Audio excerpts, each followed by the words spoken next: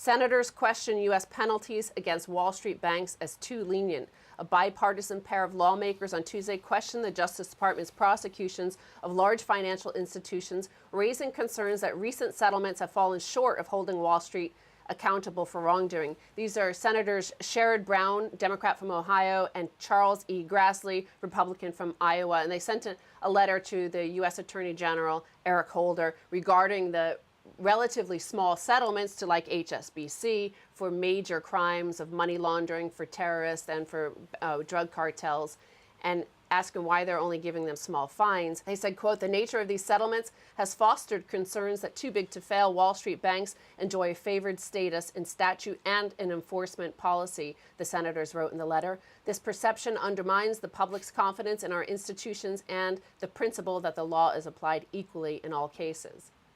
No, the law is not applied equally. It's a double standard. And I think America's got to decide whether they embrace acts of terrorism as a necessary economic stimulus. You know, America's looking for economic stimulus.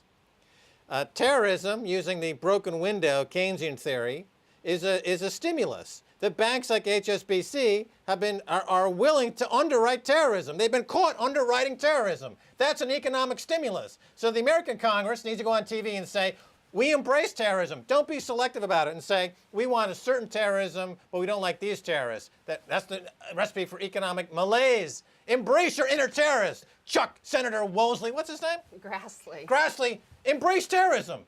You're terrorism. You want to see it happen right in your neighborhood. You want to be terrorized because that's an economic stimulus. Embrace it. Embrace your inner terrorist. You duplicitous,